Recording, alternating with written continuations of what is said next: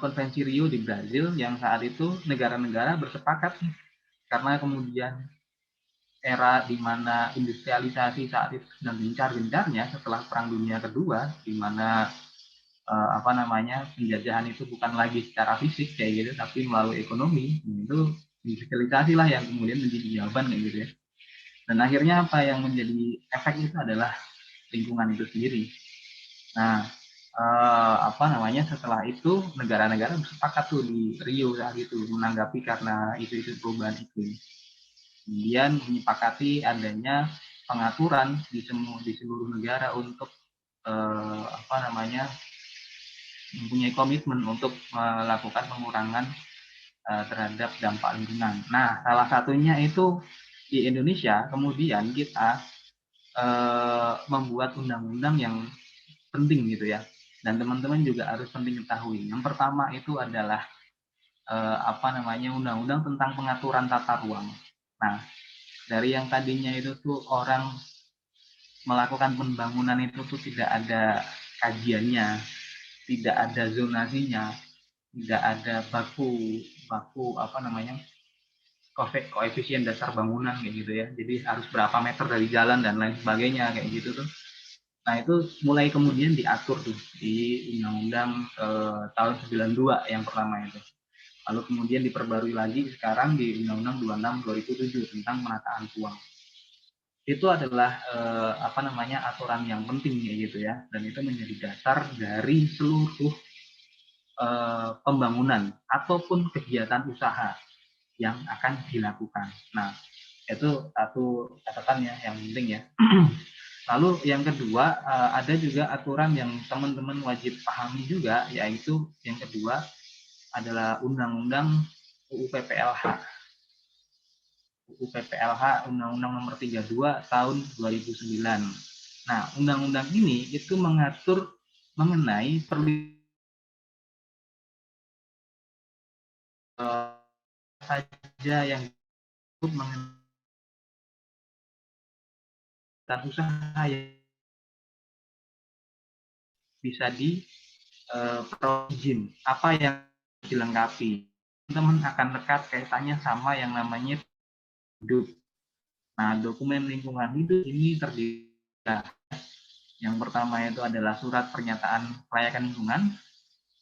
Lalu yang kedua itu adalah RKL RPL gitu ya, rencana pemantauan dan kelola lingkungan kayak gitu ya.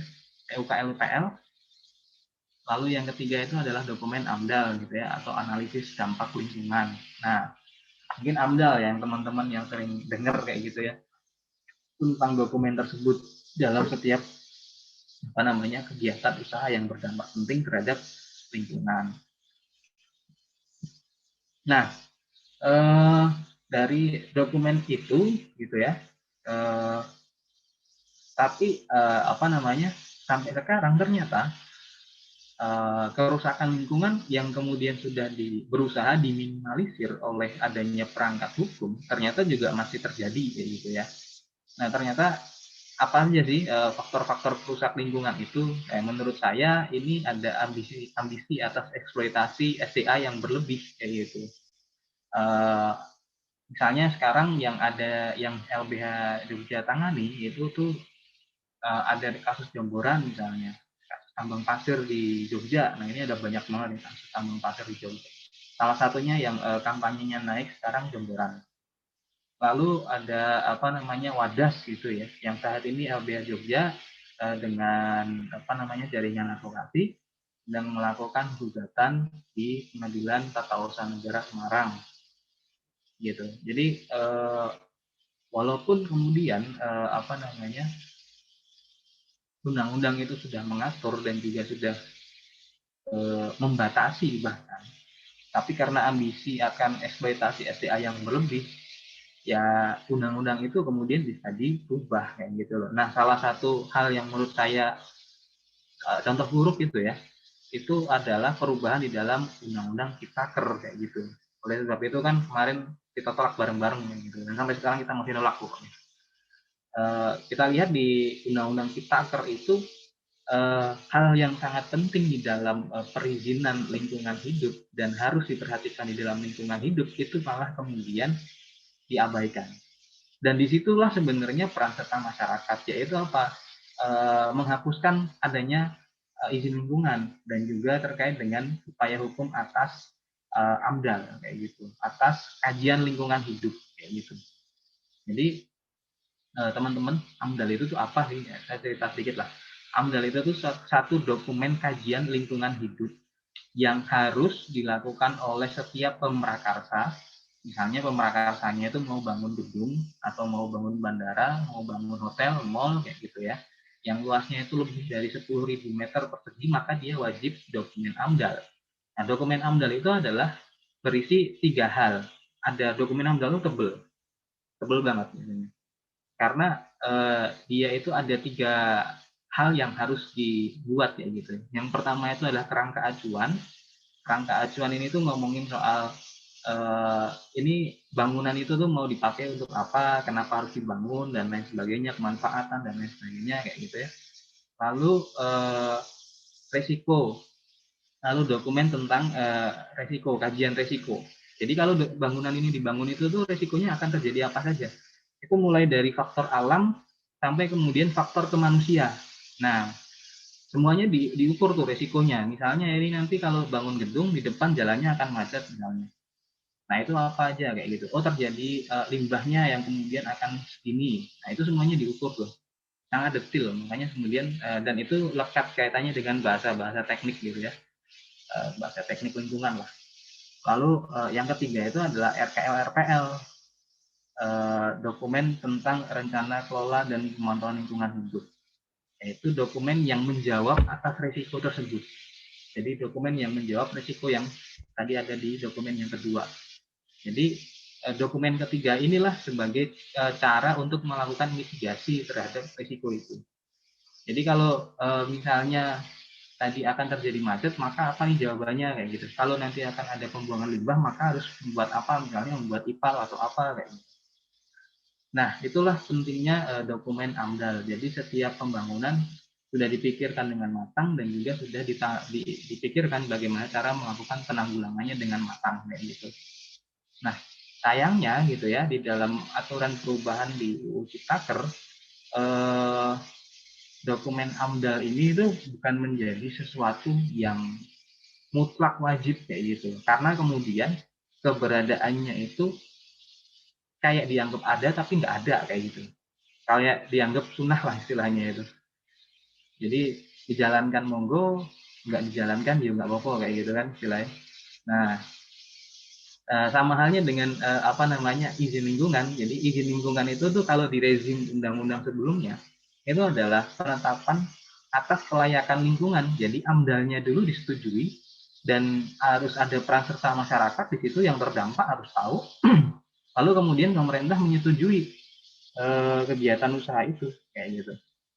Nah, sekarang tuh nggak ada pengaburan terhadap apa namanya. Nah, sekarang kemudian digantinya dengan izin berusaha.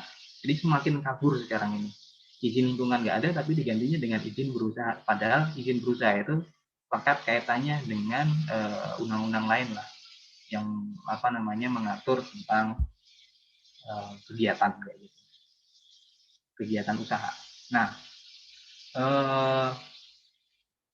itu yang kemudian sampai sekarang itu jadi masalah gitu ya, menurut saya. Dan lebih lagi dengan rezim UU Ciptaker dan juga pengaturan di apa namanya PPOFS gitu ya, karena semuanya kan sekarang digitalize gitu ya, melakukan permohonan izin itu tuh secara digitalize dan itu semakin mudah sebenarnya memperoleh izin, baik itu yang sangat berdampak penting terhadap lingkungan gitu. Nah selain itu juga pengaturan tata ruang juga tidak tegas. Nah, itu terjadi di mana? Saya bisa kasih contoh yang ada di Jogja dan pernah kita tangani, itu adalah pembangunan Bandara Yogyakarta, Yogyakarta International Airport itu. Kalau kita lihat di dalam dokumen tata ruang apa namanya provinsi maupun daerah saat itu, di situ itu adalah kawasan produktif pertanian. Itu adalah kawasan produktif pertanian dan juga kawasan rawan bencana. Itu sudah ditetapkan oleh BPPD provinsi saat itu. Nah, apa sih kaitannya, apa sih kemudian lekatnya kayak gitu ya, dampaknya kalau itu sudah ditetapkan seperti itu, maka ya nggak boleh ada bangunan yang kalau dibangun maka akan menimbulkan resiko tinggi terhadap bangunan itu dan juga manusia yang ada di dalam bangunan itu. Nah sayangnya itu ditabrak kayak gitu ya dengan dibangunnya bandara di sana. Jadi pengaturan tata ruangnya kemudian tidak tegas kayak gitu loh.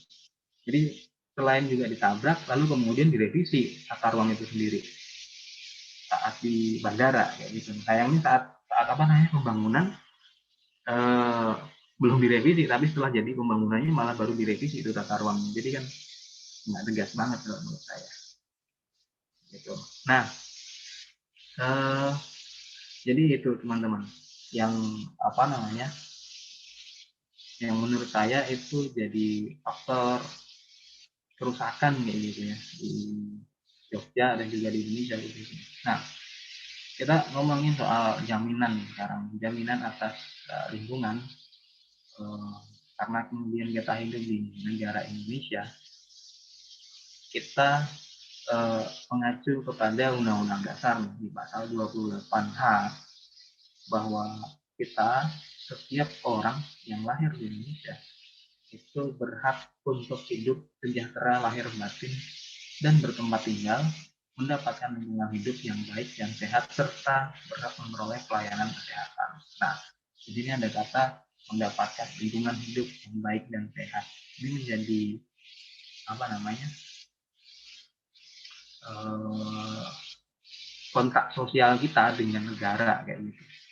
Jadi kalau undang-undang itu kan kalau di dalam apa namanya teori hukum itu kan disebutnya sebagai grundnorm gitu ya, atau konstitusi atau dasar kayak gitu ya, yang kalau menurut ahli itu disebutnya sebagai kontrak kita dengan negara, kontraknya masyarakat, kontraknya rakyat gitu ya dengan penguasa atau penyelenggara negara kayak gitu.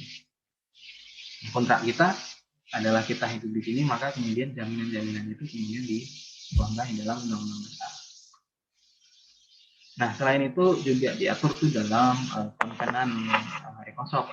Konvenan ECOSOC ini merupakan tindak lanjut dari Deklarasi Universal of Human Rights gitu ya, atau DUHAM, yang merupakan deklarasi pasca terbentuknya United Nations PBB gitu. Saat itu setelah apa namanya Perang Dunia II ya, munculnya United Nations, lalu kemudian negara-negara lebih sadar gitu ya bahwa perang itu hanya menghabiskan uang dan juga tidak berperi kemanusiaan. Lalu kemudian negara-negara mulai sadar dengan konsep HAM, muncul PBB, lalu kemudian itu dikampanyekan ke setiap negara. Nah, salah satunya ada apa namanya hak terkait dengan lingkungan kayak gitu. Dibanding yang pertama ya terkait dengan hak sipil ya, tentang apa namanya orang tidak boleh disiksa dan juga tidak boleh dibunuh kayak gitu, atau dilakukan dengan hukum yang turut kayak gitu. Nah, hak atas lingkungan kemudian diadopsi oleh PBB dan juga dikampanyekan oleh setiap negara. Nah, selain itu di Indonesia kemudian kita membuat undang-undang tadi tentang PPLH atau undang-undang tentang pengendalian lingkungan hidup gitu ya. Nah, itu di Undang-Undang 32 tahun 2009 ini undang-undang yang penting gitu teman-teman. Dan karena di situ ada juga jaminan hak kita untuk mendapatkan lingkungan hidup yang baik dan sehat sebagai bagian dari hak asasi manusia. Nah, ini.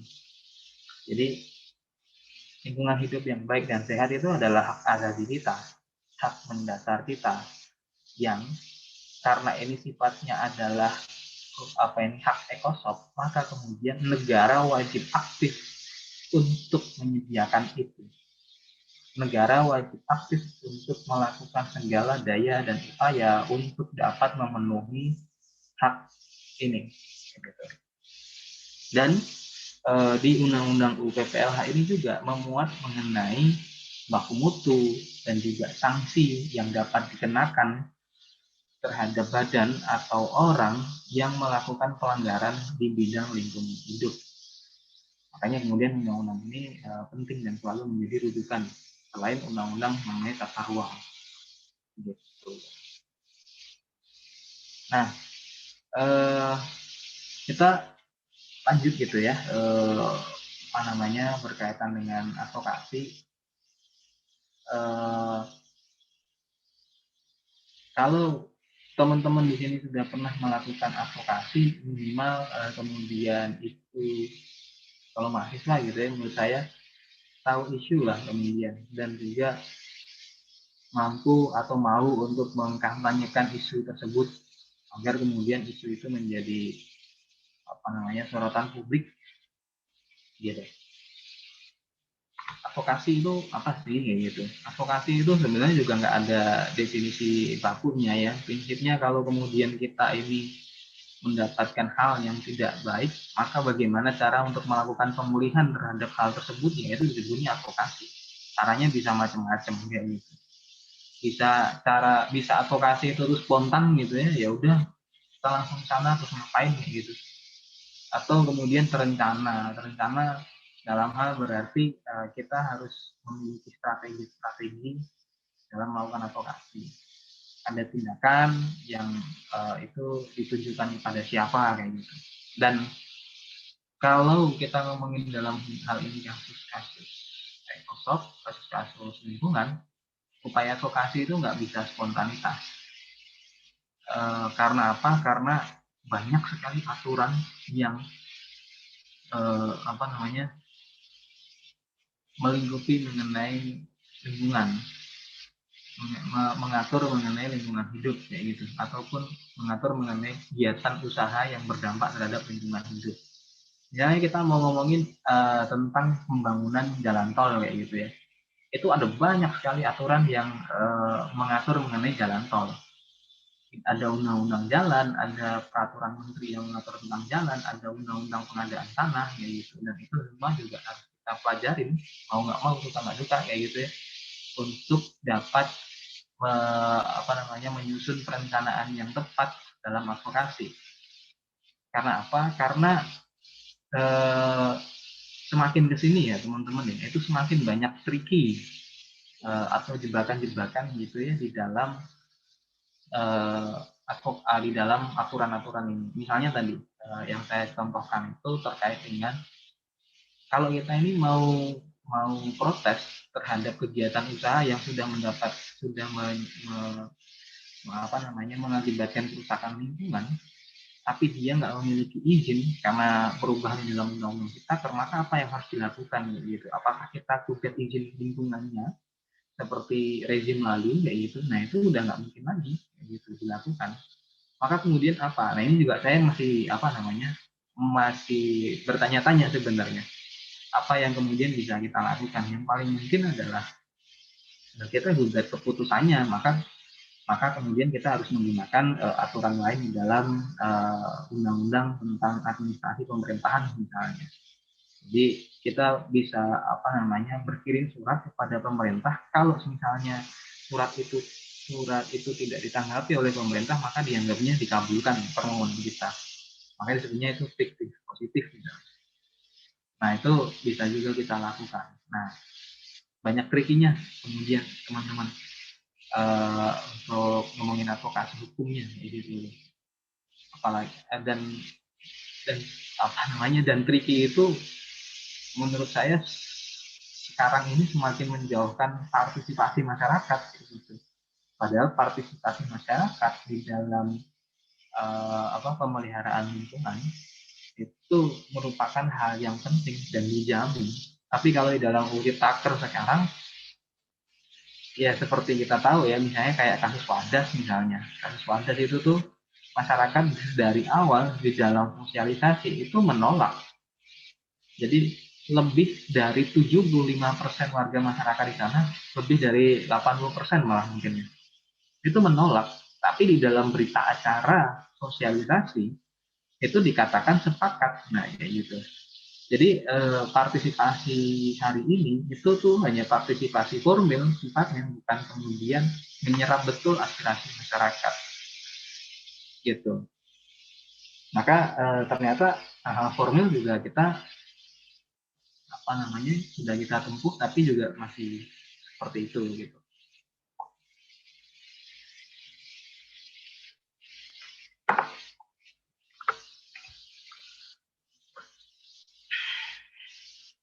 Nah, karena kemudian ini tuh mahasiswa nih gitu ya, saya sangat menyarankan sekali sih kepada teman-teman untuk karena saya yakin yang tergabung di IMM ini juga berasal dari banyak disiplin ilmu gitu ya. Apalagi kalau kita ngomongin kasus lingkungan hidup itu nggak mungkin bisa anak hukum doang, itu nggak mungkin. Saya sendiri gitu ya ngomongin soal kasus tambang itu nggak bisa. Kalau saya itu harus tahu bagaimana sih teknik pertambangan yang benar itu seperti apa kayak gitu. Batuan apa saja yang boleh ditambang dan tidak boleh ditambang kayak gitu. Saya nggak tahu ya seperti itu. Maka kemudian saya butuh teman-teman dari lintas jurusan atau lintas disiplin ilmu untuk bisa berbagi pengalamannya kepada saya kayak gitu. Apa yang boleh dan tidak boleh kayak gitu. Teknik apa yang kemudian benar dan tidak benar kayak gitu. Nah itu penting juga teman-teman.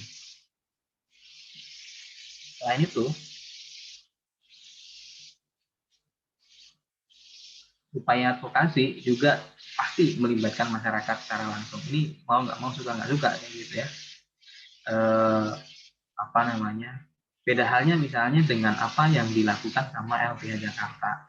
Teman-teman pernah dengar gitu ya, LBH Jakarta dan jaringan di Jakarta melakukan gugatan terhadap presiden, menteri, dan juga gubernur atas polusi udara yang terjadi di Jakarta. Nah itu itu merupakan cara advokasi yang yang beyond lah, kemudian yang tidak berdasarkan korban secara langsung ya itu enggak gitu. Tapi itu mewakili kepentingan banyak orang yang dilakukan. Nah itu salah satu teknik advokasi yang dilakukan melalui jalur peradilan yang sampai sekarang itu tuh putusannya nggak keluar loh, udah ditunda sampai 1 bulan lebih. Itu aneh sekali sampai sekarang putusannya nggak keluar. Nah teman-teman bisa membentuk lingkaran-lingkaran kayak gitu ya, lalu mengkaji sebuah isu. Kalau kemudian tidak bisa sampai melakukan upaya hukum, pasti ada upaya hukum apa yang kemudian bisa kita lakukan bersama.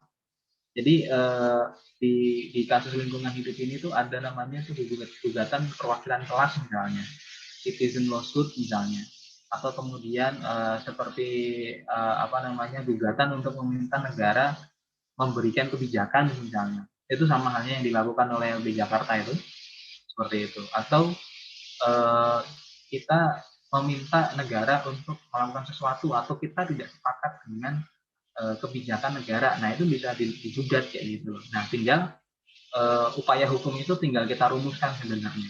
Tapi dasar-dasar material dari upaya hukum itu perlu untuk didiskusikan. Apa sih materinya? Apa sih kemudian urgensinya kita melakukan penolakan? Basicnya itu tuh apa kayak gitu. Nah, itu penting untuk kita diskusikan. Kalau kemudian ngomongin upaya hukum, aku yakin teman-teman punya banyak jaringan termasuk LBH Jogja yang bisa diajak untuk komunikasi. Misalnya ngomongin soal kebijakan kampus juga, kan teman-teman pasti kan berkelompok dulu kan, melakukan uh, ini inventaris terhadap masalahnya, lalu kemudian mencari solusi bagaimana aturan yang ada di dalam kampus kayak gitu. Nah kalau kemudian itu gagal, ajaklah pihak luar kayak gitu loh untuk mengintervensi kampus dan melakukan upaya hukum terhadap kampus. Jadi upaya hukum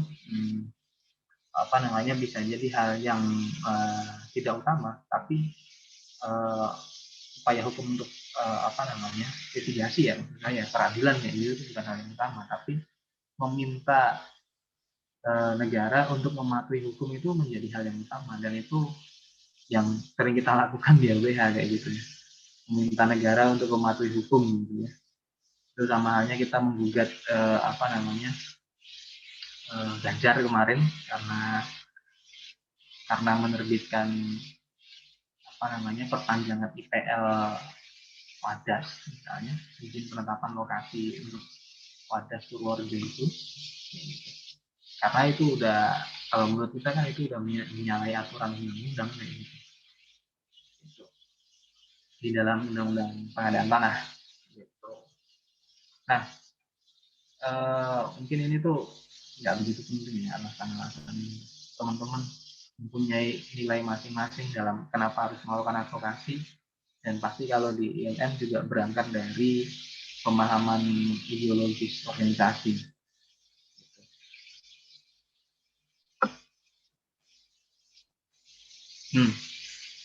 Nah ini apa namanya, kita coba sharing terkait dengan konsep bantuan hukum struktural yang LBH Jogja lakukan. Prinsipnya di dalam bantuan hukum struktural yang LBH Jogja lakukan itu terdapat beberapa hal penting yang harus dilakukan. Yang pertama itu adalah advokasi itu sendiri, jadi melakukan pendampingan dan pembelaan terhadap masyarakat itu sendiri, melakukan pembelaan terhadap kasus itu sendiri dengan cara-cara yang apa namanya, dengan cara-cara yang menurut undang-undang maupun beyond gitu ya, artinya melebihi, kita bisa melakukan terobosan hukum. Lalu yang kedua itu adalah kampanye, yaitu membuat isu itu tuh apa namanya, isu itu tuh menjadi konsumsi publik yang juga mendapatkan dukungan publik.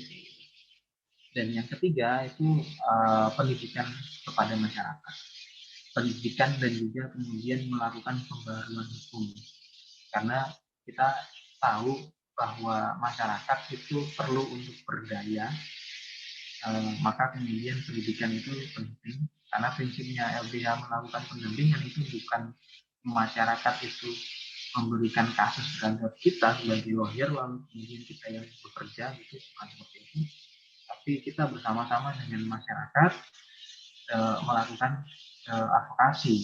Nah, caranya seperti apa dipikirkan bersama dengan masyarakat, LBH sebagai fasilitatornya. Makanya kemudian untuk kemudian masyarakat bisa memunculkan ide, kan penting tuh untuk memberikan pendidikan kepada masyarakat, pendidikan hukum kritis kalau kemudian kita menyebutnya. Tapi isinya juga nggak melulu hukum gitu ya, isinya bisa jadi bagaimana sih cara melakukan pengukuran terhadap tanah kayak gitu ya. Isinya bisa menjadi hal-hal yang sangat teknis gitu, bisa ngomongin soal bagaimana sih caranya melakukan kelayakan terhadap suatu bangunan kayak gitu. Jadi yang dipikirkan isinya itu hukum aja gitu, enggak. Makanya kemudian lintas disiplin ilmu sangat penting. Itu sih, jadi prinsipnya adalah membuat korban atau masyarakat itu sendiri berdaya. Itu yang kemudian kita maknai yang dan kasusnya juga harus struktural gitu ya, dimana apa namanya itu adalah penguasa ataupun negara dan ada dimensi pelanggaran HAM-nya. Nah,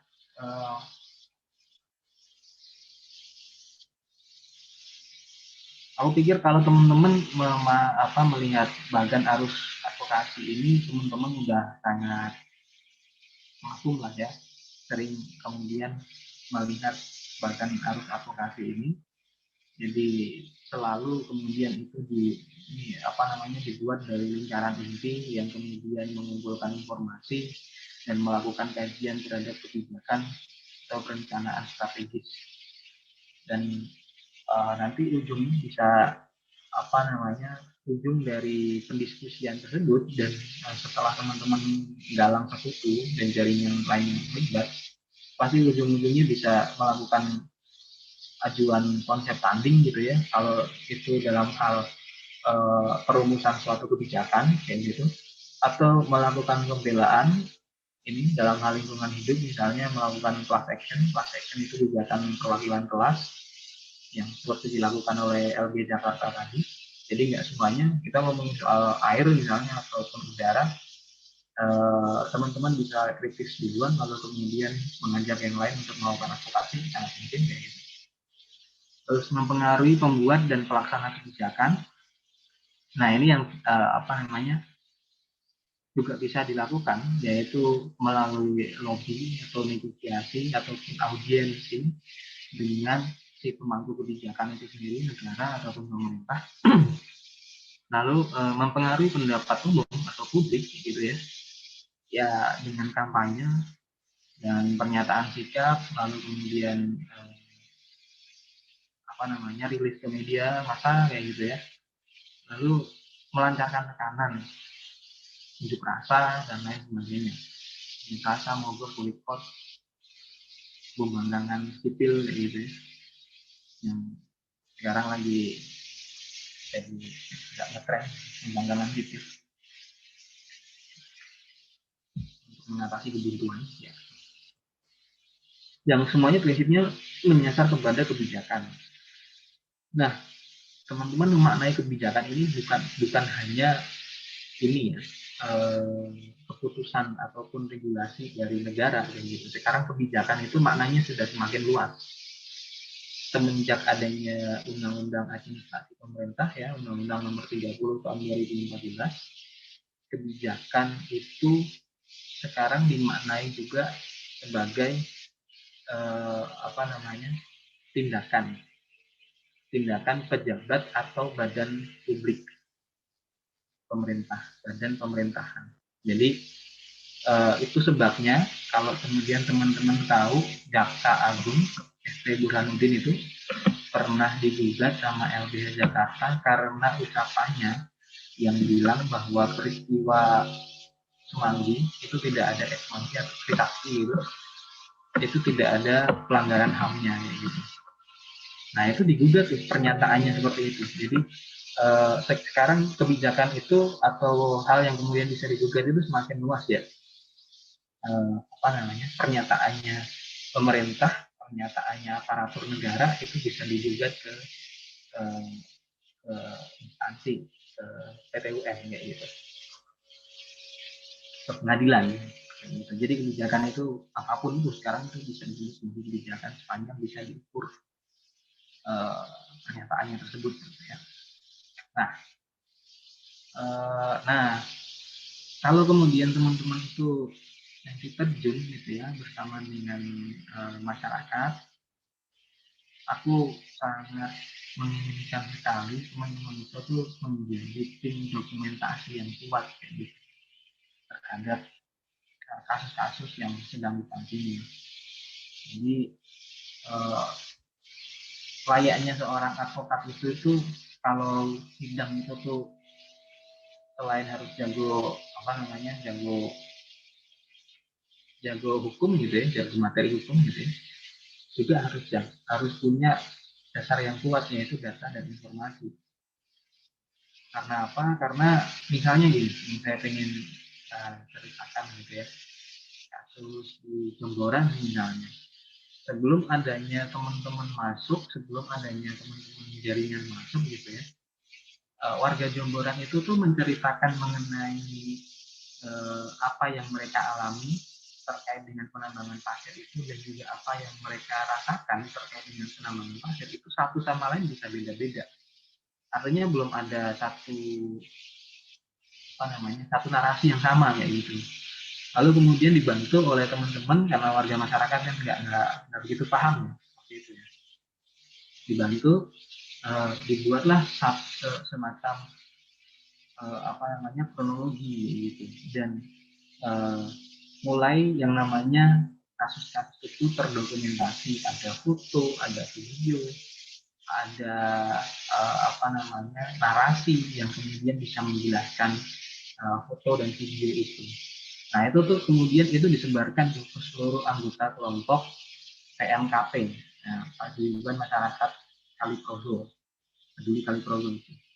Dan di saat itulah kemudian masyarakat baru mempunyai suara yang sama terkait dengan kasus yang dihadapi. Nah itu menjadi penting karena apa? Karena biar satu sama lain kalau nanti muncul ke media atau ke publik itu mempunyai kesamaan suara kayak gitu, persamaan persepsi yang sama terhadap kasus yang dialami. Makanya kemudian pendokumentasian itu penting sekali. Gitu. Oke, pendidikan komunitas itu juga penting.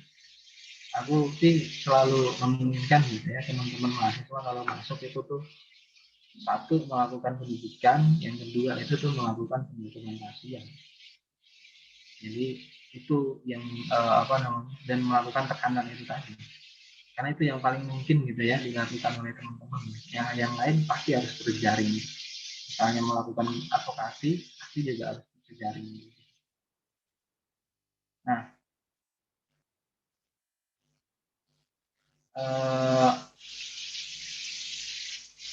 selain itu gitu ya, kalau kita ngomongin kasus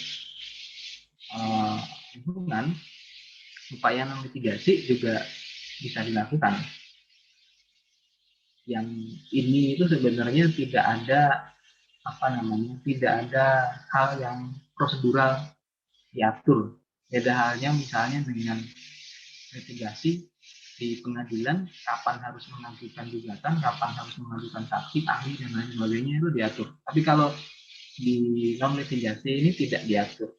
Karena kemudian tidak diatur, malah kemudian keputusannya pun ya juga tidak apa namanya, tidak tahu sebenarnya kapan akan dikeluarkan keputusan. Jadi bisa jadi ini itu efektif, bisa jadi ini tuh nggak efektif juga kayak gitu. Karena kita mengandalkan political will dari negara atau dari pemerintah yang kita upayakan memitigasi.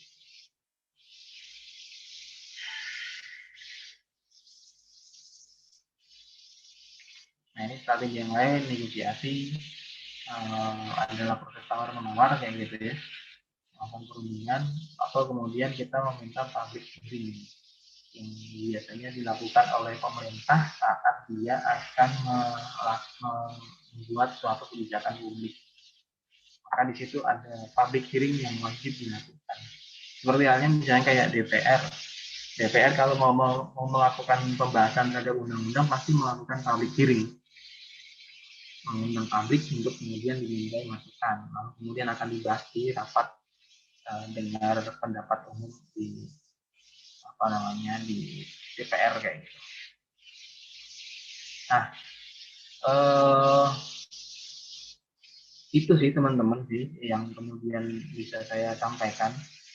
Saya lebih banyak pengen kita berdiskusi ya, apa sih yang kemudian menjadi keresahan teman-teman dalam melakukan advokasi lingkungan, dan syukur kita bisa berkolaborasi bersama dalam advokasi lingkungan ke depannya gitu. LBH Jogja sekarang lagi nanganin kasus kalau lingkungan itu ada di Wadas, karena itu ini ya soal gunung yang kemudian nanti akan ditambang dan di gunung akan ditambang, jadi gunungnya nanti akan hilang kayak gitu tuh. Yang jelas itu nanti akan mempengaruhi ekosistem yang ada di sana untuk kepentingan pembangunan bendungan di sana. Terus apa namanya, tambang pasir kayak gitu yang paling banyak sekarang. Itu sih teman-teman. Dan juga kemarin kita pernah advokasi juga bandara. Walaupun kalau kita ngomongin advokasi bandara ya nggak menang lah ya kalau dari segi hukum ya. Karena memang tantangannya sangat berat di advokasi hukum itu. Makanya bersama teman-teman inilah jala nyala api advokasi itu bisa tetap menyala. Gitu Mas Diat. Terima kasih kepada Imawan Budi Imawan ya. Alhamdulillah ini materinya sangat menarik ya teman-teman tadi. Mungkin selanjutnya kita masuk ke sesi diskusi atau sesi tanya jawab ya. Untuk teman-teman yang ingin bertanya, silakan raise hand ataupun mungkin langsung bisa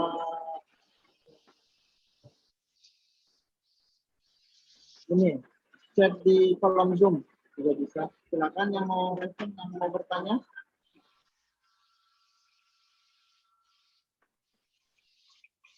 Apakah ada dari teman-teman?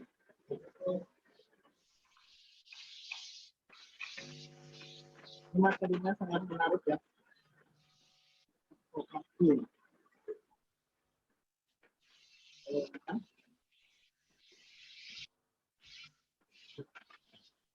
Kalau saya terdengar,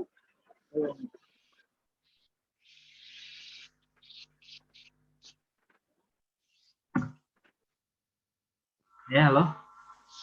Gimana, Mas? Ada yang ingin bertanya teman-teman? Kalau mungkin dari kakak-kakaknya atau mungkin dari panitia juga bisa kali ya. Mungkin dari Kak Budi, apakah masih ada yang ingin disampaikan lagi Kak, untuk materinya? Uh, Cukup sih kemudian sih, karena ngomongin soal kasus lingkungan ini kan namanya itu tuh tinggal bagaimana kita mendesak pemerintah juga ya untuk menegakkan aturan kayak gitu ya. Dan yang kemudian masih menjadi PR itu tuh ya degradasi jaminan negara untuk perlindungan lingkungan itu malah dilakukan di dalam undang-undang ciptaker itu sih teman-teman, dan itu jadi PR kita bersama karena kemudian hal-hal perangkat eh, apa namanya perangkat jaminan yang dituangkan di dalam dokumen lingkungan hidup yang diatur di dalam UU PPLH itu diturunkan derajatnya oleh undang-undang ciptaker gitu, sehingga padahal di dokumen itulah bill kita atau kemudian apa ya hak tagih kita itu tuh ada di situ. Kayak misalnya teman-teman ada di pinggir eh, pembangunan mall misalnya, lalu kemudian teman-teman mendapati kerusakan lingkungan karena pembangunan itu. Nah itu dasar teman-teman mengajukan upaya itu ya dari situ. Tapi sayangnya dokumen tersebut sekarang uh, didegradasikan gitu ya, ininya oleh undang-undang ciptaker ini yang kemudian sangat sayang.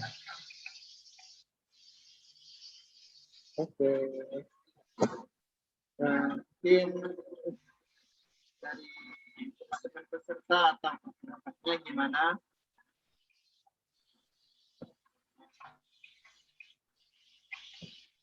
Ada yang ingin ditanyakan? Atau mungkin dari panitia ini gimana panitia?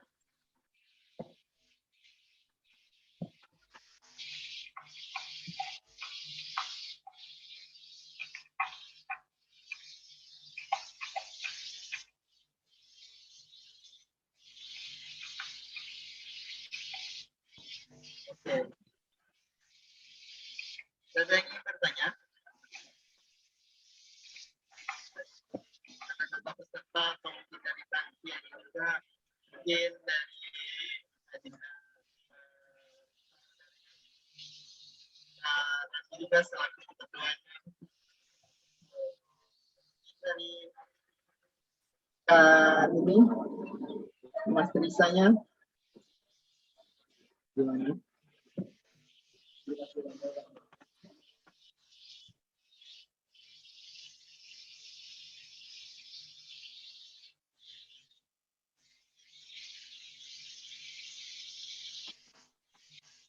Berarti masih banyak ya PR kita ya Kak untuk di apa untuk lingkungan masalah kerusakan lingkungan ini. Iya sih, apa kayak misalnya gini lah, yang saya mau cerita soal kasus jemuran aja lah ya, yang saya LPH dan juga Walhi sekarang lagi sering apa namanya bersama warga melakukan advokasi kayak gitu. Saya mau cerita gitu bahwa undang-undang Minerba itu kan sudah dirubah ya, tadinya itu kan undang-undang Minerba itu tahun 2009, lalu kemudian dirubah lagi dengan undang-undang nomor 3 tahun 2020. Nah, di undang-undang nomor 3 tahun 2020 ini perubahannya itu tuh tidak menyangkut mengenai teknis pertambangan dan lain sebagainya, tapi menyangkut mengenai kewenangan. Jadi ini aturan yang menurut saya tuh aneh sekali. Undang-undang ini itu menyatakan bahwa kewenangan penerbitan izin sudah beralih dari daerah kepada pusat. Nah, pusat yang dimaksud ini adalah Kementerian Investasi. ada kementerian baru kemudian dibentuk namanya Kementerian Investasi di bawahnya ya, Marves ya, Maritim dan Investasi.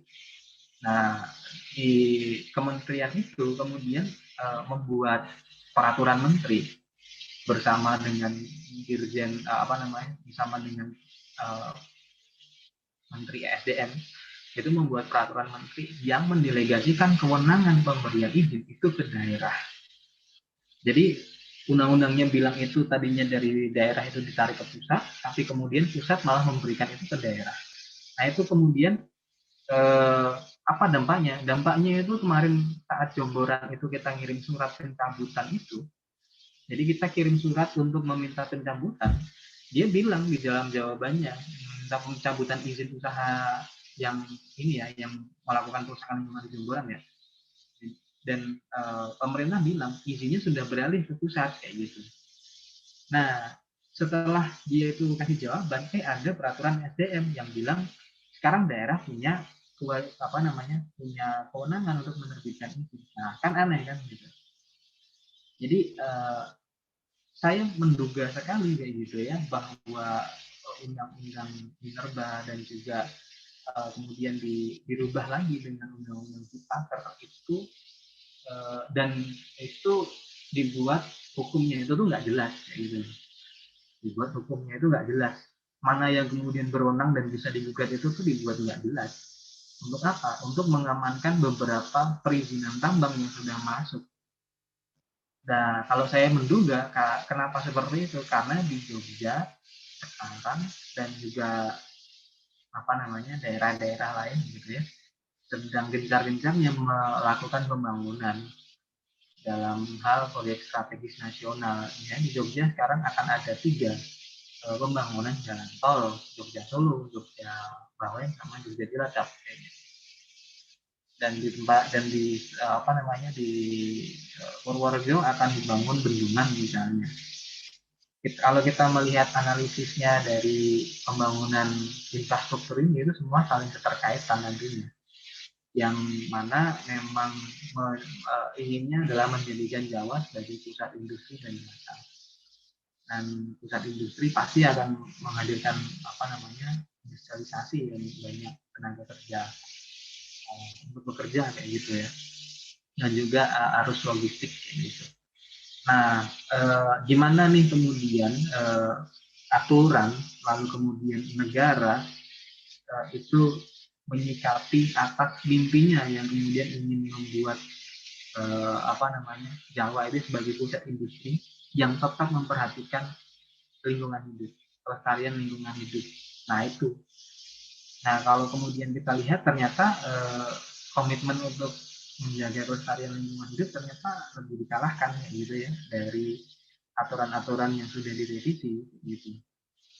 Nah makanya kemudian balik lagi sebenarnya nanti malah kita juga yang jadi korban. Gitu sih teman-teman. Oke, terima kasih ya Kak atas pemaparan materinya. Mungkin dari teman-teman juga ini kayaknya sudah paham banget ya. Pokoknya tidak ada yang nanya lagi. Dan mungkin juga karena waktu kita juga sudah habis ya.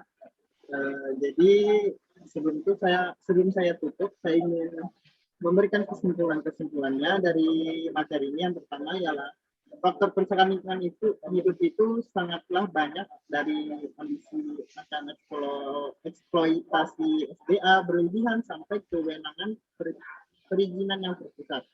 Dan salah satunya ialah dari manusia sendiri, seperti kebutuhan laptop, HP, dan wifi itu yang berakibat ke tambang yang bisa juga merusak alam.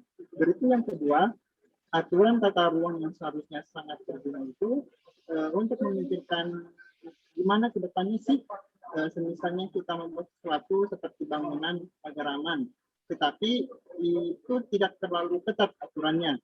Dari itu yang selanjutnya ialah dan kaitan antara advokasi dan kerusakan lingkungan hidup ini ialah karena advokasinya suatu proses untuk memulihkan sesuatu, maka advokasilah jalan yang tepat agar bisa memulihkan dari kerusakan lingkungan tersebut ataupun untuk mencegah agar tidak terlalu parah dengan cara membuat hukum ataupun undang-undang.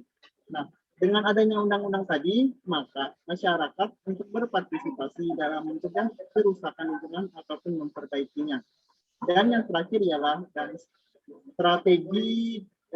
strateginya itu dengan cara pendidikan komunitas seperti memberikan arahan kepada individu ataupun kelompok agar bisa lebih berpikir dengan dewasa.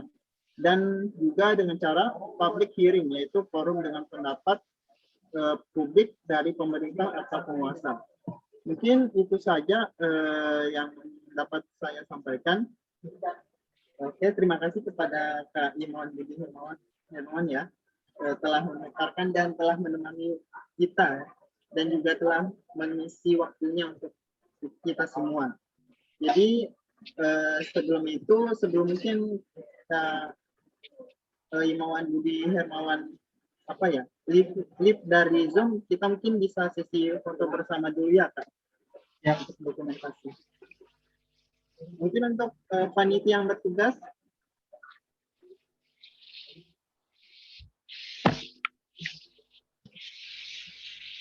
saya persilakan. Atau mungkin sekali lagi nih saya kasih kesempatan untuk teman-teman. Apakah ada pertanyaan lagi? Gimana? Kalau misalnya tidak, kita masuk sesi dokumentasi nih. Mumpung ada Kak Imawan Budi nih. Aku yang nanya. Oh, ternyata ada ya. Mas, saya izin bertanya, Mas. Oke. Yang perkenalkan, saya Riki Saputra, Mas. Mungkin yang saya mau tanyakan, kan hari ini misalnya ada kesinambungan kebijakan, misalnya kebijakannya itu proyek strategis nasional tuh Mas. Banyak pembangunan misalnya, contohnya tadi kan bandara, Mas, bendungan banner ya Mas, bendungan banner untuk penyuplai kota bandara dan segala macam wisata-wisata atau pembangunan yang ada di Jawa gitu. Itu gimana ya Mas? Menurut pandangan dari Mas ataupun pandangan dari LBH gitu. Ya, kami kalau dari LBH kita berpandangan bukan menolak pembangunan prinsipnya, tapi bagaimana kemudian pembangunan itu dapat memenuhi hak masyarakat dan juga memperhatikan kelestarian lingkungan. Prinsipnya di situ ya. Jadi kemudian bukan terkait dengan penolakan. Penolakan betul kalau itu ternyata melanggar hak masyarakat. Prinsipnya di situ. Nah, terkait dengan proyek-proyek strategis yang kemudian sudah ditetapkan oleh negara kayak gitu, sepanjang kemudian proyek tersebut itu memikirkan hak dari masyarakat, ya kita tolak kayak gitu ya, kita bersama dengan masyarakat menolak proyek-proyek tersebut kayak gitu. Nah, lalu bagaimana nih dengan narasi-narasi mengenai dampak positif dan lain sebagainya kayak gitu. Susah ya kemudian ya untuk kemudian menafikan mengenai dampak positif dari pembangunan itu. Tapi kalau kemudian kita itu mengkaji lebih lanjut, apakah betul dampak positifnya itu tuh bisa dirasakan oleh semua orang? Jadi misalnya akan dibangun bandara atau kemudian akan dibangun jalan tol kayak gitu ya. Apakah iya benar kayak gitu? Pembangunan bendungan itu akan mensejahterakan petani sekitar yang kesusahan air saat musim kemarau kayak gitu. Karena faktanya banyak sekali tuh misalnya kasus di Kedung Ombo gitu ya. Kedung Ombo itu bendungan yang ada di Sragen, Jawa Tengah yang juga kita dampingi. Itu bendungannya sudah jadi dan di situ bertujuan bendungan itu dibuat adalah untuk suplai air irigasi dan juga PLTA listrik, tapi masyarakat di sekitar bendungan itu malah kekeringan dan tidak mendapatkan listrik sampai sekarang masih gelap. Nah, Jadi apakah kemudian narasi kesejahteraan yang dibangun itu tuh benar akan dirasakan kayak gitu loh, khususnya oleh semua warga yang terdampak dari pembangunan tersebut. Itu sih kalau saya kemudian melihatnya seperti itu. Jadi belum lagi kalau kita melakukan kajian gitu ya, misalnya apakah betul dengan adanya jalan tol yang nanti akan melintasi Yogyakarta itu akan mempercepat uang datang ke Jogja kayak gitu ya, atau wisatawan nanti datang ke Jogja dan arus modal nanti akan bergerak di Jogja kayak gitu. Enggak juga kayak gitu. Malah yang ada itu adalah penumpukan penumpukan kekayaan yang nanti akan terjadi di satu daerah. Nah itu terjadi tuh misalnya ada tuh tol Semarang Demak misalnya. Nah daerah-daerah penyangga Semarang itu kan seperti Boyolali, Salatiga, Seragen kayak gitu. Orang-orangnya pada kemana kemudian? Ke kawasan industri. Nah kawasan industrinya ada di mana? Ada di daerah Demak dan Semarang kayak gitu, di Pantura Utara kayak gitu. Otomatis kemudian kekayaannya akan beralih kemana? Ke sana kayak gitu. Nah yang dari kabupaten-kabupaten kecil itu malah kemudian tidak merasakan adanya dampak dari pembangunan tersebut akan mensejahterakan kabupaten itu, malah yang ada malah orang-orang dari situ merantau ke sana kayak gitu. Nah itu kan yang terjadi adalah pembangunan yang kemudian tidak merata. Saya ngomong ini karena kemudian ada siapa itu namanya, ada peneliti dari Indef yang bilang bahwa malah dengan adanya pembangunan tol kayak gitu malah ada konsentrasi baru kekayaan dari satu daerah itu malah berpindah kayak gitu. Karena warganya berpindah dan juga menyimpan hartanya pun dan melakukan konsumsi terhadap hartanya itu juga berpindah ke kota semua kayak gitu.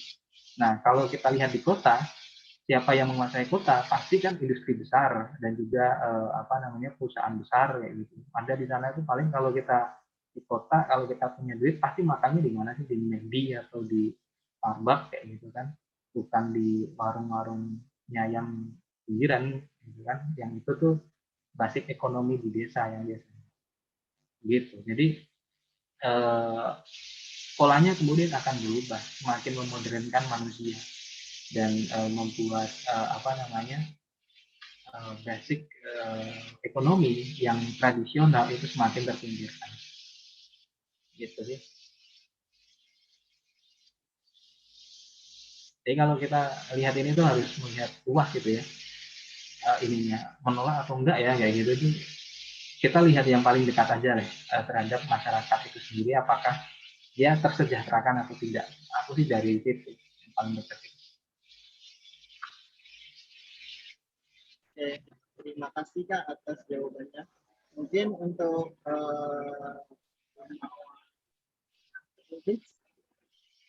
Riki gimana Kak Riki? Ya, terima kasih. Saya mungkin lebih ke tadi ya mau nanya ya. Oh iya, silakan. Karena tadi juga saya mungkin nggak ada yang nanya. Saya agak tertarik tadi kan ada penjelasan terkait advokasi litigasi dan non litigasi begitu Mas. Nah sebenarnya batasan antara advokasi litigasi dan non litigasi itu di mananya gitu, dan secara efektivitas kalau yang saya tahu kan mungkin LBH itu advokasinya lebih ke arah advokasi litigasi. Nah, apa juga ada agenda-agenda advokasi non litigasinya dan itu seperti apa? Lalu batasannya di mana sih sebenarnya? Kalau tadi ada di yang materi Mas sampaikan non litigasi ada public hearing nih. Nah, kalau misalkan kita mengkaji sebuah peraturan tapi lewat public hearing-nya ke DPRD atau kemana itu masuknya advokasi litigasi atau non litigasi. Dan sebenarnya misalkan kita sebagai organisasi kalau LBH kan jelas arahnya ke sana gitu Mas. Nah kalau kita misalkan bisa nggak sih masyarakat biasa itu ngajuin ke sana gitu, misalkan mengajukan menggugat ke hukum dan lain-lain. Seperti itu Mas mungkin. Ya, aku mungkin lupa jelasin ya tadi, litigasi itu tuh prinsipnya adalah advokasi yang itu ada hukum acaranya, ada prosedur untuk mengajukan suatu keberatan, itu sudah diatur kayak gitu loh. Dan itu lekat kaitannya, dan kalau misalnya itu dilanggar maka berdampak, dan itu lekat kaitannya dengan institusi pengadilan litigasi. Nah kalau non litigasi itu adalah upaya hukum di luar pengadilan, prinsipnya gitu. Nah kalau kita tahu kenapa sih ininya ke negara kayak gitu ya, karena negara itu misalnya gini, negara kan ya, pembagian kekuasaan di Indonesia ini kan ada 3 ya. Ada kekuasaan eksekutif, yaitu pemerintah, presiden dan jajarannya sampai kemudian ke daerah, yang dia itu diberikan amanat untuk menjalankan undang-undang. Lalu kemudian ada DPR. DPR ini adalah perwakilan rakyat yang tugasnya itu melakukan pembuatan undang-undang, yang mana undang-undang itu adalah manifestasi dari kontrak sosial kita dengan negara. Ya, kontrak, istilahnya kita itu sama negara itu tuh punya perjanjian lah, bahwa kemudian dalam melakukan pengurusan negara itu harus begini, dalam sektor ini harus begini gitu ya. Nah itu diwakili oleh wakil rakyat kita yang namanya DPR itu di parlemen membuat undang-undang. Selain itu kan DPR juga berwenang untuk melakukan fungsi pengawasan, kayak gitu kan, pengawasan terhadap eksekutif dalam pelaksanaannya melakukan tugasnya menjalankan undang-undang. Selain itu juga melakukan fungsi budgeting atau penganggaran gitu ya dalam setiap kegiatan yang dilakukan oleh eksekutif. Nah selain itu ada nih lembaga pengawas tapi di luar sistem yang melekat, yaitu yudikatif. Di lembaga pengawasan yang namanya yudikatif, yaitu adalah pengadilan itu sendiri. Nah pengadilan ini itu sifatnya pasif, tidak seperti DPR ya, yang dia itu seharusnya sifatnya aktif. Manakala negara itu tidak menjalankan undang-undang, maka DPR bisa menegur eksekutif untuk menyuruh negara melakukan sesuatu kayak gitu. Nah kalau pengadilan ini sifatnya pasif, dia itu menunggu masyarakat yang merasa haknya itu terlanggar untuk mengajukan upaya hukum ke pengadilan. Nah, namun bedanya gitu ya, kalau DPR tadi dengan pemerintah itu melakukan pengawasannya itu tuh si DPR pasti mewakili pemerintah yang mewakili masyarakat, tapi kalau dan tidak ada juri atau tidak ada hakimnya, siapa yang menentukan yang menang kayak gitu nggak ada. Nah, tapi kalau di pengadilan ada, yaitu ya hakim itu, dan sifatnya itu fair dalam arti kedua belah pihak diberikan kewenangan yang sama atau kesempatan yang sama. Nah kalau di pengadilan ya itu yang kemudian disebut sebagai litigasi. Jadi cara orang mengajukan gugatan di pengadilan itu diatur, jangka waktunya saja diatur, sampai kemudian gugatannya itu materinya apapun juga diatur. Itu aturannya banyak, itu ada di dalam peraturan Mahkamah Agung yang mengatur itu, dan juga undang-undang. Nah batasannya apakah kemudian masyarakat bisa melakukan upaya hukum litigasi? Tentu bisa kayak gitu loh, tentu bisa, karena beracara di pengadilan, menggugat di pengadilan itu nggak harus dengan pengacara, tidak harus dengan advokat, sepanjang teman-teman itu punya dasar basic pengetahuan hukum ya, karena ada trikinya itu adalah di hukum acara yang harus diketahui, karena hukum acaranya banyak tuh, dan juga kebiasaan peradilan. Makanya kemudian kenapa ada advokat, karena untuk memudahkan masyarakat dalam mengakses keadilan di pengadilan gitu. Jadi sebenarnya advokat itu tuh cuma bantuin aja kayak gitu, bukan profesi yang utama dalam pencarian keadilan, itu bukan. Nah, itu sih yang kemudian menjadi dasar apakah kemudian masyarakat bisa menggugat di pengadilan, sangat bisa kayak gitu. Sepanjang masyarakat bisa menuangkan ide gagasannya dalam mengajukan gugatan itu ke pengadilan.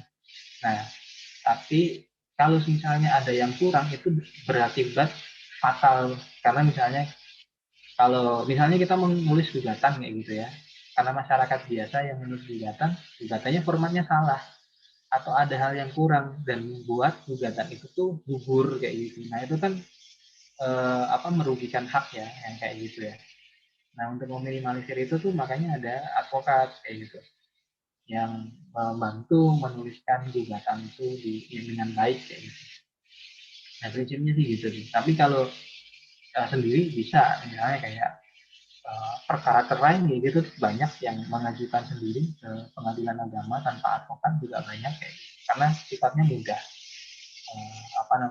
tindakannya mudah gitu sih. Nah teman-teman kalau saya sih untuk teman-teman INM yang paling mungkin bisa dilakukan itu ya melakukan upaya non-litigasi kayak gitu. Itu yang lebih ditingkatkan lagi. Dan saya selalu melihat potensi mahasiswa yang bersatu kayak gini dan turun kayak gitu, apalagi dari banyak institusi ilmu, itu tinggal bagaimana sih cara ngolahnya aja. Pasti nanti akan jadi suatu kajian yang sangat bagus kayak gitu. Karena tadi satu isu itu tuh butuh banyak disiplin ilmu untuk mengupasnya. Hukum cuma salah satu bagian kecil saja dalam melakukan pengupasan isu. Gitu. Apalagi isu lingkungan loh, itu saya sampai kemudian harus belajar soal baku mutu, dan belajar biologi kimia dikit-dikit sih. Gitu. Itu nih, makasih. Oke, terima kasih untuk Iman Budi mungkin sudah menjawab. Untuk dari feedback dari Kak Rizky gimana? Ya, ya mungkin sudah cukup menjelaskan ya. Tapi yang mungkin saya mau menanggapi dikit lagi Mas. Itu kan tadi berbicara lebih ke skup nasional ya. Kalau misalkan konteksnya ini perda Mas, apa juga mengajukannya ke bagian yudikatif di tingkat daerah juga atau seperti apa gitu yang membedakannya? Apakah sama juga? Karena kan kalau konteksnya perda yang ngeluarin peraturan itu daerah, otomatis gubernur gitu atau wali kota dan lain-lain.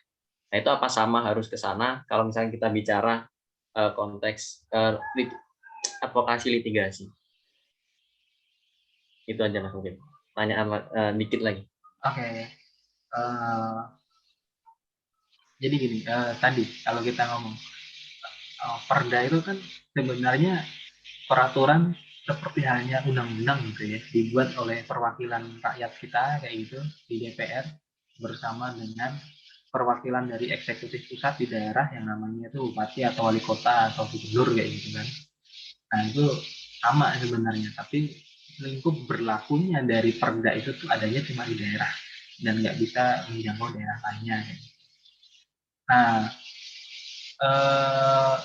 teman-teman kalau kemudian iseng-iseng gitu ya bisa buka websitenya DPRD dan cari namanya Prolegda kayak gitu ya, program legislasi daerah yang ada di daerah teman-teman kayak gitu tuh. Lalu kemudian teman-teman unduh aja gitu ya draft prolegdanya itu dan kemudian dikaji apakah nanti akan berdampak kepada teman-teman atau tidak. Lalu kalau kemudian teman-teman sudah melakukan kajian dan menemukan ada hal yang tidak benar kayak gitu ya, tidak tepat dalam melakukan pengaturan, nah teman-teman bisa melakukan keberatan itu dengan mengajukan hearing ke ke DPRD kayak gitu. Satu yang pengalaman LBH mengajukan hearing dengan DPRD dan kemudian menggulirkan satu perda itu adalah perda perlindungan pekerja informal di Yogyakarta.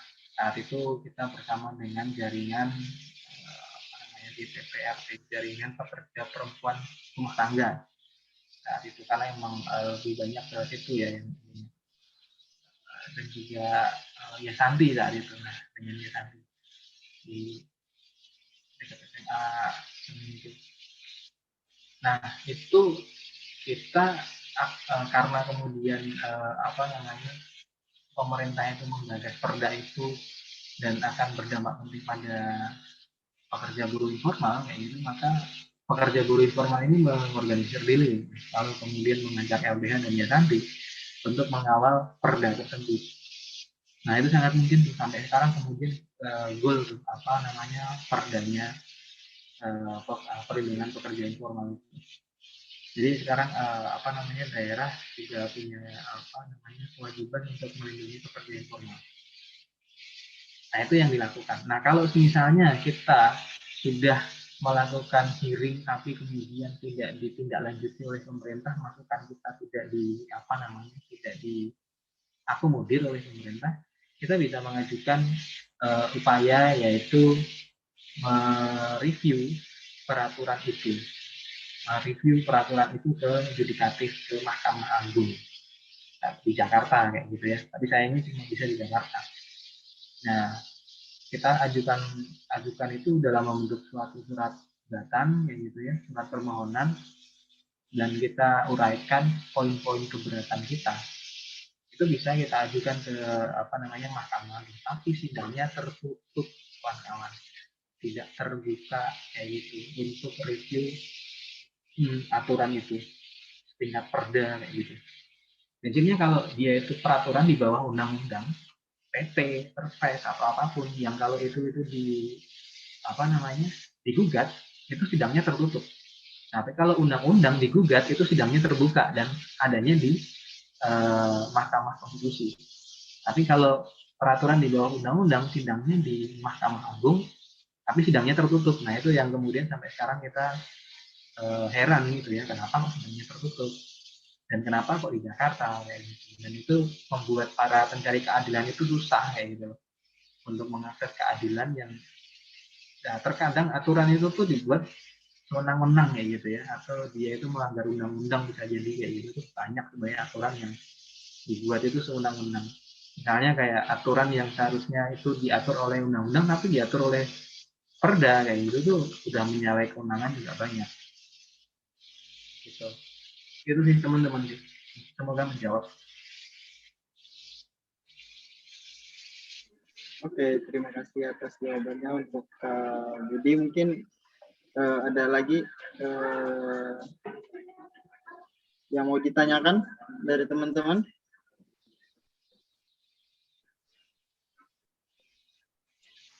Sebelum kita masuk ke dokumentasi nih.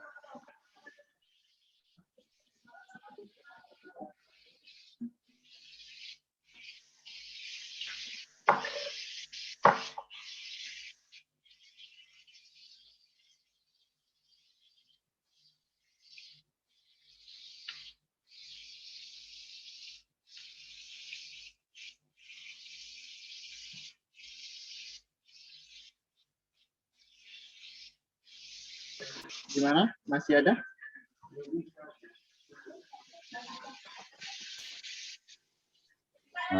Aku mau. Oh iya. Mungkin dari Kak Riki, silakan Kak.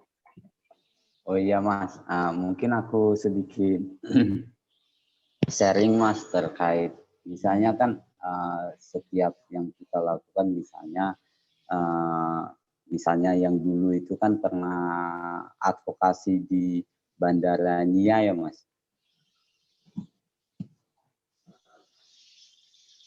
Ya. Nah di Bandara Nia itu kan banyaknya isu yang beredar, misalnya isu masyarakat yang ini tempat yang tandus dikatakan Nia dan segala macam. Nah kira-kira Mas bentuk apa sih yang bisa kita lakuin terkait misalnya adanya isu yang dipublikasi oleh perusahaan atau pemerintah terkait daerah yang tandus dan segala macam untuk menggusur kita untuk dibangun sebuah perusahaan gitu. Iya, benar itu tuh dibilangnya itu udah kawasan tandus, tapi itu tuh cuma ngomong aja sih sebenarnya. Dan itu narasi yang dilancarkan oleh pemrakarsa saat itu, Angkasa Pura, untuk ngomong ke publik bahwa karena ini tandus ya udah dibangun bandara aja kayak gitu biar lebih bernilai komersil. Karena kan kalau dibangun bandara nanti tanah di sekitar akan naik harganya dan lain sebagainya kayak gitu. Apalagi akan dibentuk Aerocity, gitu. Aerocity kota bandara kayak gitu, pasti akan naik harganya dan lain sebagainya. Padahal kan faktanya enggak gitu ya. Padahal faktanya kalau kita lihat dari data statistik gitu ya, Kulon Progo itu adalah penghasil sayuran dan sayuran hortikultura yang besar gitu ya, dan itu juga menyumbang apa namanya, pasokan nasional kalau nggak salah itu tuh. Jadi cabai di Kulon Progo itu tuh sampai ke pasar induk Keramat Jati Jakarta sana kayak gitu, dan apa namanya, pasar induk Biwangan kayak gitu ya, dan pasar induk lainnya kayak gitu. Jadi mana mungkin kalau itu tuh tandus tapi bisa menghasilkan apa namanya, hasil ya sedemikian banyaknya kayak gitu ya. Dan hal yang menarik kayak gitu tuh yang selalu dilakukan dengan kampanye oleh masyarakat Kulon Progo gitu ya, apalagi yang di pesisir misalnya kayak PPLP, kalau dulu terus kemudian ada WTP kayak gitu tuh. Mereka melakukan kampanye bahwa tanah mereka itu tuh tidak gersang dan sangat baik untuk pertanian dengan membagikan hasil taninya itu ke masyarakat sekitar kayak gitu. Pernah saat itu tuh membuat kampanyenya itu dengan membagikan itu hasil buminya itu ke orang-orang lewat di jalan dia itu. Lalu kemarin di apa namanya, di saat COVID, di awal-awal COVID itu rutin menyumbangkan sayuran itu ke dapur umum di Jogja misalnya. Nah itu kan sebuah kampanye yang dilakukan oleh mereka kayak gitu ya.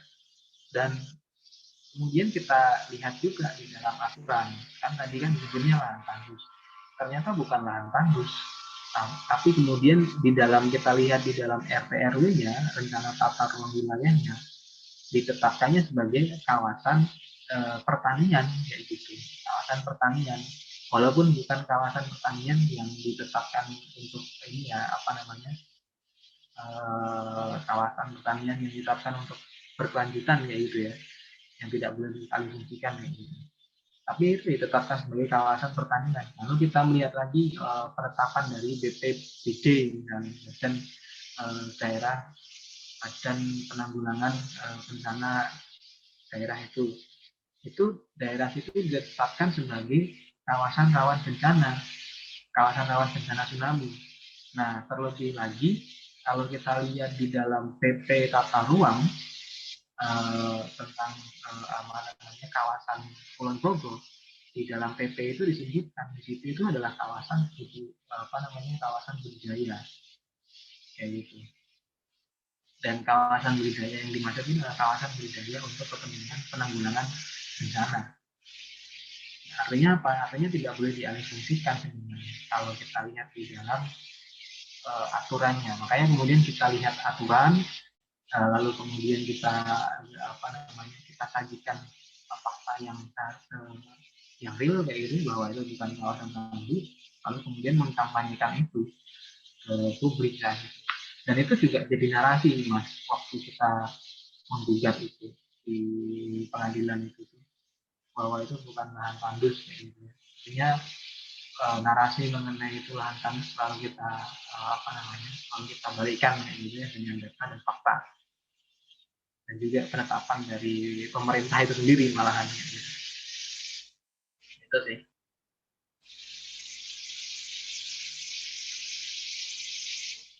Baik Mas, terima kasih ya Mas.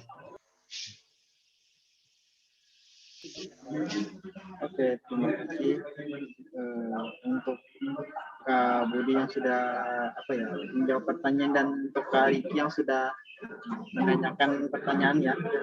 Mungkin dari teman-teman yang lain bagaimana, dari peserta kakak-kakak peserta sekolah rakyat, atau mungkin dari panitianya juga.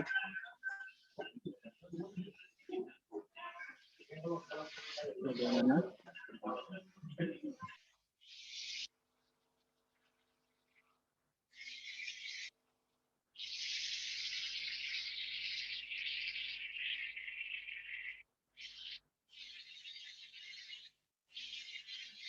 Oke, mungkin karena sudah tidak ada lagi penanya, kita langsung masuk ke sesi dokumentasi.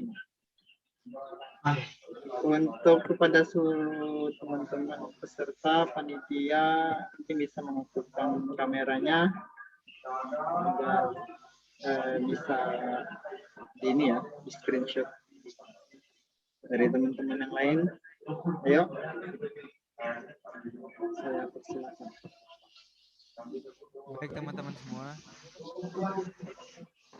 Untuk panitia yang bertugas saya persilakan. Halo, halo. Nggak ada suaranya ya? Oh, baik teman-teman semua. Di sini saya yang akan memandu untuk sesi dokumentasi. Sebelumnya yang belum on cam nih, ayolah kita on cam dulu biar dokumentasinya juga bagus.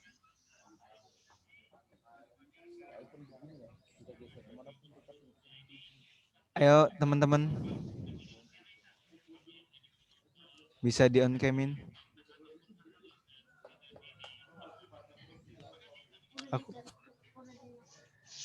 Ya, di sini nanti bakal ada 2 sesi ya. Sesi pertama untuk slide pertama dan sesi kedua untuk slide kedua. Yuk, kita mulai untuk slide pertama ya. 1, 2, 3, cheese. Untuk slide kedua. 1, 2, 3, cheese.